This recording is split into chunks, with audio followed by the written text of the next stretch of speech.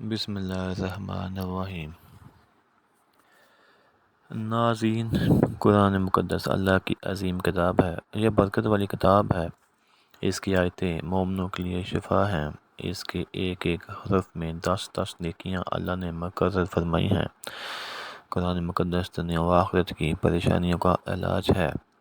قرآن مقدس رحمتوں کا خزانہ ہے، لیکن عظیم رحمت والے خزانے سے مالا مال ہونا ہو تو پہلے سچے دل سے بسم اللہ الرحمن الرحیم پڑھو، پھر اس خزانے کو کھولو اور زیادہ سے زیادہ اللہ کی رحمتوں کو حاصل کرو۔ جب قرآن مقدس جیسی عظیم کتاب بغیر بسم اللہ الرحمن الرحیم کے نہیں کھلتی تو دوسرے جائز کام کی برکتیں بغیر بسم اللہ کے کیسے حاصل ہو سکتی ہیں؟ حضرت عثمان بن عفان رضی اللہ تعالیٰ عنہ نے رسول صلی اللہ علیہ وسلم سے بسم اللہ کی نسبت سوال کیا۔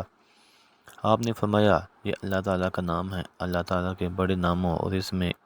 اس قدر نزدیکی ہے جیسے آنکھ کی سیاہی اور سفیدی میں۔ جابر رضی اللہ عنہ فرماتے ہیں، جب یہ آیت بسم اللہ الرحمن الرحیم اتری، بادل مشرق کی طرف چھٹ گئے، ہوائیں ساکن ہو گئیں، سمندر ٹھہر گیا، جانوروں نے کان لگا لیے، شیاطین آسمان سے شعلے گرے، اور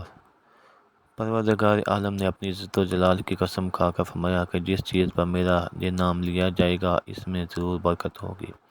ابن مسعود رضی اللہ عنہ فرماتے ہیں کہ جہنم کے 19 دروازوں سے جو بچنا چاہیے وہ بسم اللہ الرحمن الرحیم پڑھے۔ اس کے بھی 19 حروف ہیں، ہر حرف ہر فرشتے سے بچاؤ بن جائے گا۔ اسے ابن عطیہ نے بیان کیا ہے، لیکن کچھ ایسی جگہ ہیں جہاں پر بسم اللہ الرحمن الرحیم پڑھنا حرام ہے، جائز ہی نہیں ہے۔ ہر انسان جہاں چاہتا ہے پڑھ لیتا ہے۔ کچھ لوگوں کی ایسی عادت بن جاتی ہے کہ وہ ہر کام کرنے سے پہلے ایک دم بسم اللہ الرحمن الرحیم پڑھتے ہیں، تو کچھ ایسی جگہ بھی ہیں جہاں بسم اللہ ہمیں نہیں پڑھنا چاہیے۔ جہاں پر بسم اللہ انسان اگر پڑھے گا تو وہ گناہ گار ہوگا۔ بسم اللہ کا پڑھنا ایسی جگہوں پر، ایسے مقامات پر جائز ہی نہیں ہے۔ اب آپ یہ سمجھ لیجئے کہ کون سے مقامات پر بسم اللہ پڑھنا چاہیے، کن مقامات پر بسم اللہ نہیں پڑھنا چاہیے۔ ناظرین، آپ نے سنا ہوگا کہ ہر کام شروع کرنے سے پہلے بسم اللہ الرحمن الرحیم پڑھنا چاہیے، کیونکہ بسم اللہ الرحمن الرحیم کا معنی ہے کہ اللہ کے نام سے شروع جو بڑا مہربان نہایت رحم والا ہے، یعنی ہر کام کو جو شروع کر رہے ہیں وہ اللہ کے نام سے شروع کر رہے ہیں،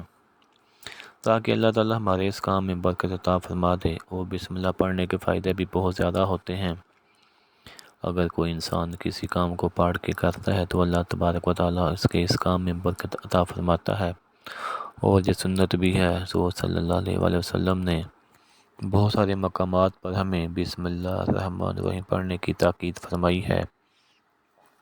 اور حضور صلی اللہ علیہ وسلم نے بسم اللہ الرحمن الرحیم پڑھنے کا حکم دیا ہے۔ اب اگر آپ کوئی بھی نیک کام شروع کر رہے ہیں، اس نیک کام شروع کرنے سے پہلے بسم اللہ الرحمن الرحیم اگر آپ پڑھ لیں گے تو آپ کی سنت بھی ادا ہو جائے گی، اور اس پر آپ کو ثواب بھی ملے گا، اور اس کی برکتیں بھی آپ کو ملیں گی۔ اگر آپ نے کسی نیک کام شروع کرنے سے پہلے بسم اللہ پڑھ لیا تو پھر انشاءاللہ اس میں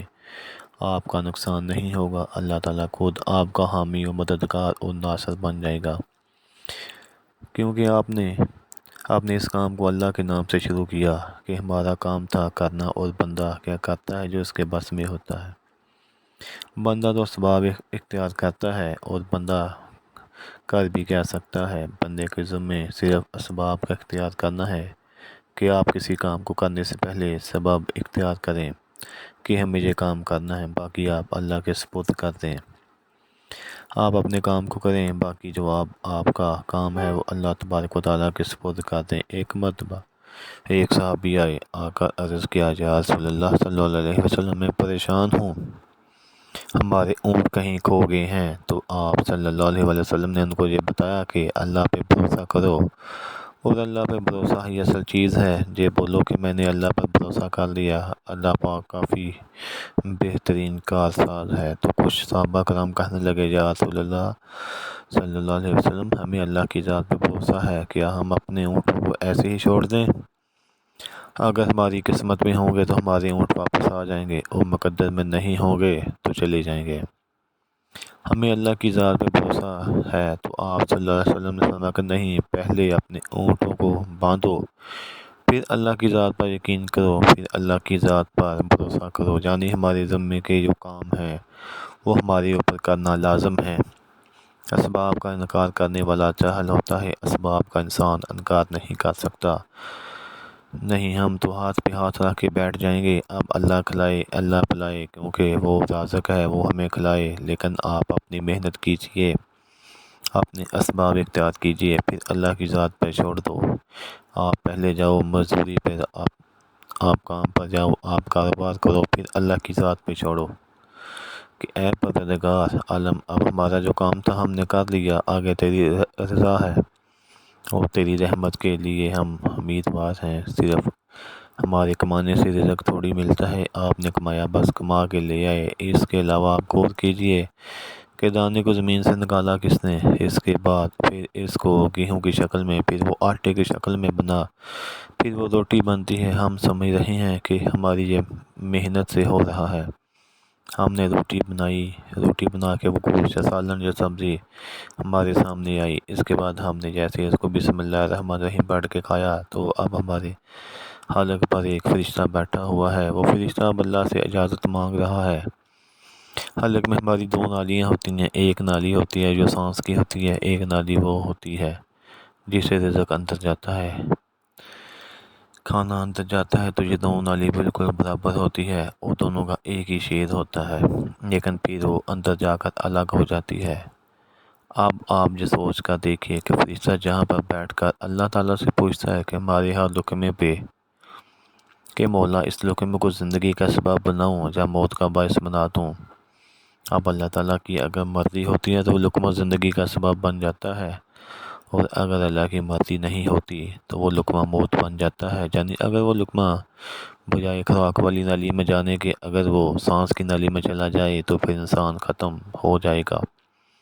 تو آپ دیکھیے ہم نے تو اتنے سارے کام کیے، لیکن فرشتہ جہاں پر بیٹھا ہوا ہے